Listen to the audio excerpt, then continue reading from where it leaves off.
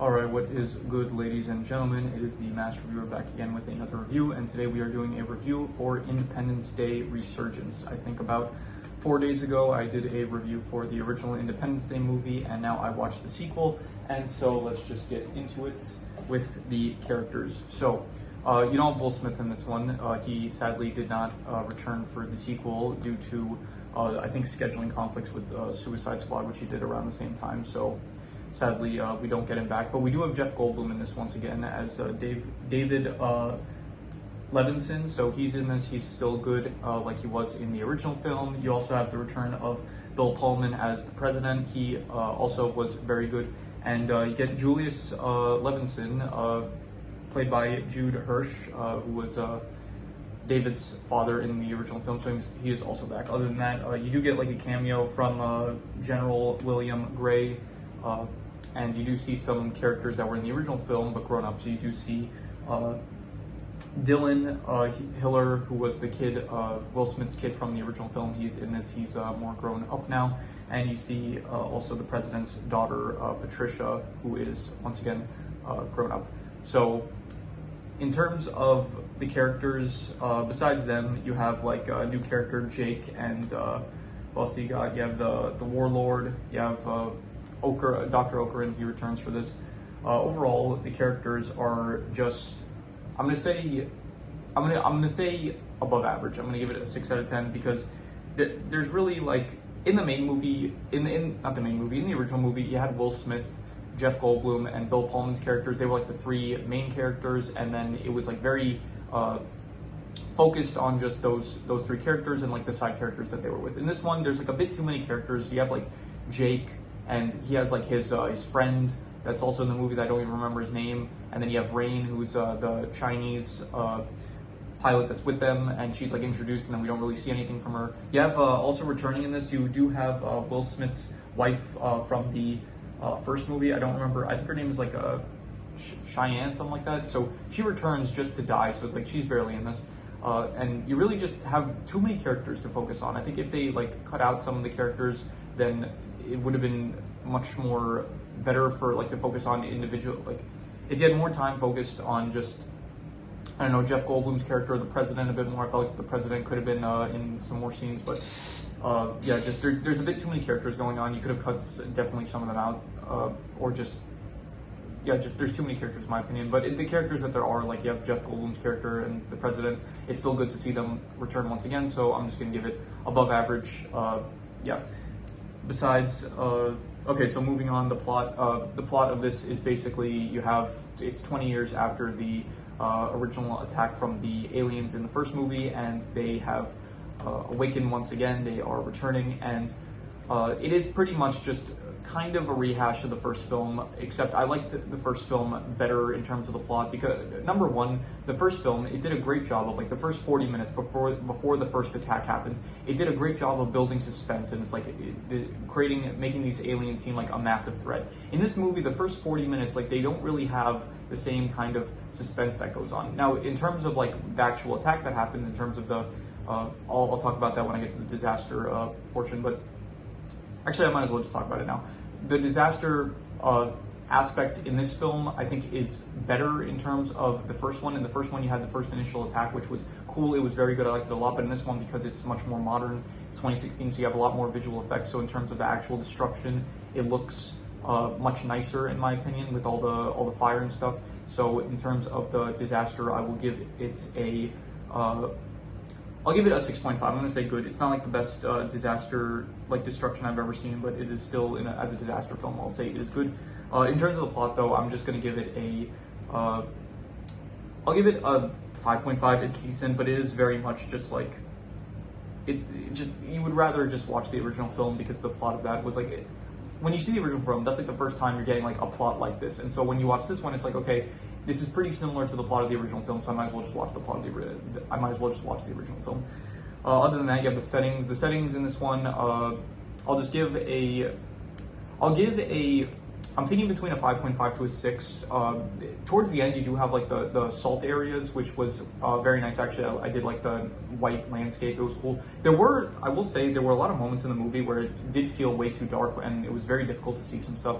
So In terms of the setting, I'll just give it like I'll be harsh. I'll just say 5.5. I thought the settings were decent, but nothing like great. You do have you do see the moon actually a lot more, and I didn't really care for the moon setting too much. So yeah, but everything it worked fine, I guess. In terms of the action, it did feel very Star Wars-esque. Like you did have a lot of like laser shootout scenes, and it did feel very much like Star Wars, and I didn't really appreciate that as much because I was kind of hoping it was more like the original film, where it's like a big part of that was like the shields on the ships and stuff, which from what I noticed in this film, that wasn't really a big thing, where it's like the enemy ships had shields and stuff, or like even the human ships, they didn't have shields on them either. So I would have liked to see some more stuff like that felt more original to this franchise, rather than like kind of I don't know, it felt too much like Star Wars, I would say. But in terms of the action, it was cool to see, like, you do see more of the aliens in this one, like you do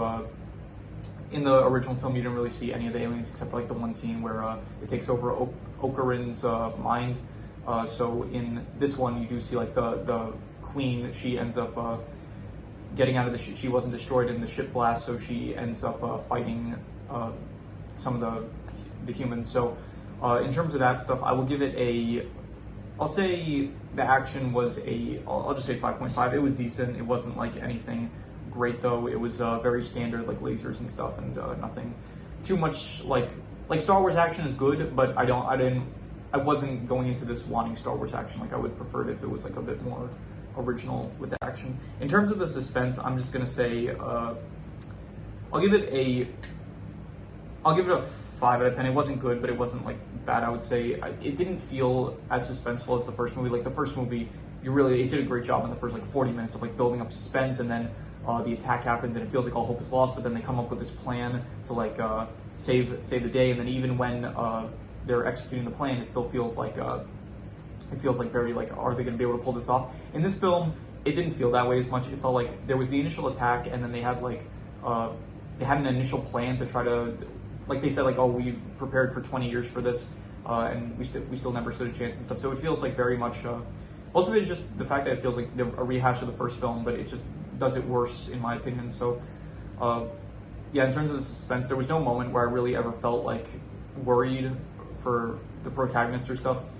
There was the scene where it's like Jake and Dylan, they are on the alien ship, and they are fighting the aliens directly, and it felt like that scene, it didn't feel suspenseful just because it felt like so. It felt like, okay, I have a feeling they're not gonna die or anything, and I didn't care for the characters too much. Like in Will Smith, when you just focused on like Will Smith in the first movie, it did feel more suspenseful because it's like he was alone and stuff. All his like comrades, they got killed and stuff. So it's like when he confronts an alien, it feels more. It feels better than it did in this one.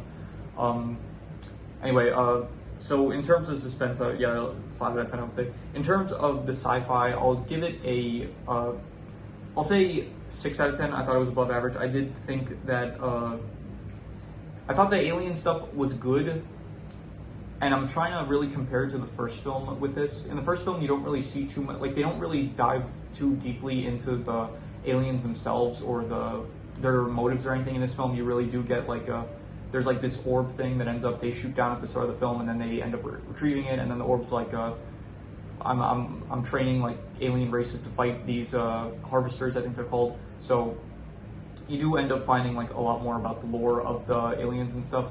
And I don't know how much that works, because I did like in the original film where it was just this very intimidating presence of just these ships that are attacking, and then you don't really, and just the mini ships that are also attacking. In this film, it's like the fact that we do find more about the aliens themselves, it makes them feel more generic, kind of, rather than.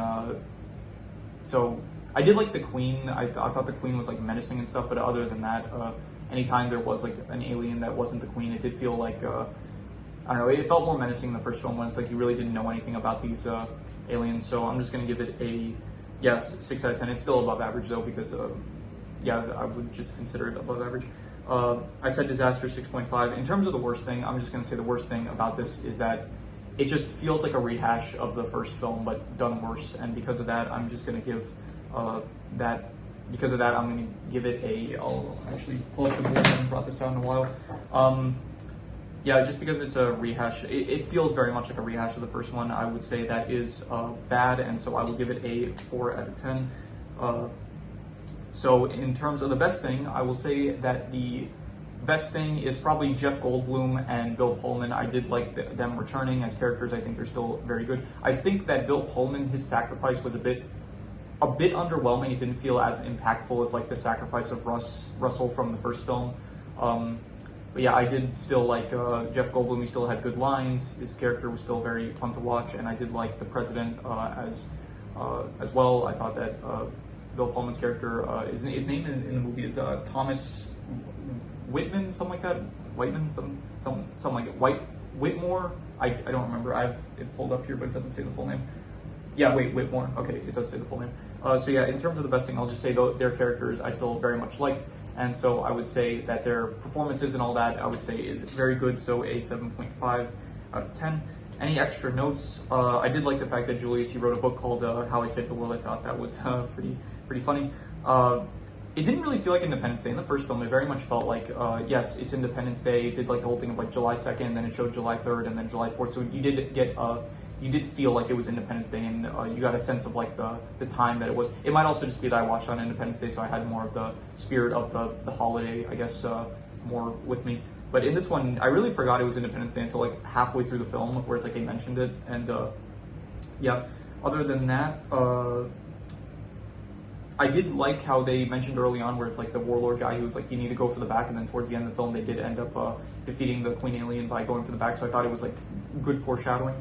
Not really foreshadowing, but like I like that they brought that detail back up. In terms of, they said like there was world peace for like 20 years. I do not believe that at all. I do not think that the world would be able to get along for 20 years after. Like I get like, okay, an alien attack just happens. Yes, the world, they become like less aggressive towards each other, but I absolutely do not believe that like people would be able to get, like, people forget stuff pretty quickly. I think that there would be conflicts that rise in those 20 years and stuff. They also, I will say this, I didn't write this down, but I am remembering now. They did have like certain characters get like visions and stuff, and like they were connected to the aliens. I didn't really, they didn't really explore that too much, and because of that, I kind of wish that there was like a bit more of an explanation for that. There was also like they said that there was the warlord guy who was like running a group of like soldiers, or like I don't think they were terrorists, but like a group of soldiers that they were fighting the aliens. So I guess after the first movie, when the alien spaceship crash landed, I guess there were some aliens that escaped from the ship, and then they hunted them. So yeah, I just don't really know what was going on with that. There were a lot of characters that I want to mention this now. Jeff Goldblum's character, he had like a love interest, like towards the end of the film, like he did end up kissing her, and like Julius, he interrupted them, and that was a nice scene and stuff. I don't remember her name is Catherine, so she was like barely in the film. I can barely remember anything about her character, and yeah, and they don't even establish what happened with like his previous his ex-wife or whatever, so that's not mentioned at all. Yeah, besides that, is there anything else that comes to mind? I thought the president character was fine. The one that takes over as president, Joshua T. Adams, I thought he did a fine job. So yeah, anyway, so I'm going to do the calculations. So King Crimson. All right, so it ends up totaling about a 6 out of 10, and that would be above average. And I think that's about right. I would say like probably between a 5.5 to a 6, and I would say that's fair. Between like a 5.5 to a 6, I would give this. It's between like decent and above average. It's not anywhere close to the original film, but you know, decent to above average. One more thing I forgot to mention. There were like, at the end of the movie, it does like tease a sequel, and this came out in 2016. It is now like 2025, so I don't think there's going to be a sequel anytime soon. But I was thinking how I would feel about if they did end up doing a sequel, and I don't really know. I haven't. I'll call it now. If there is going to be a sequel, it's going to be called Independence Day Resistance. I'm putting money on that. So I don't know if there will be. If there is, I could see some potential, I guess, but they will have to like, I don't know, try to, I guess, I'm not a writer, so I'm not going to say like what they should do to make it better for a sequel, but I guess, I don't know, take criticism from these videos because I'm an expert on film analysis, and anything I say is gospel. Anyway, so yeah, that is pretty much all there is to it. If you have any recommendations, any movies, shows, anime, video game stories, anything you want me to review, leave it in the comments and I will possibly check it out. But with that said, that is pretty much all there is to it. So let's leave it at that.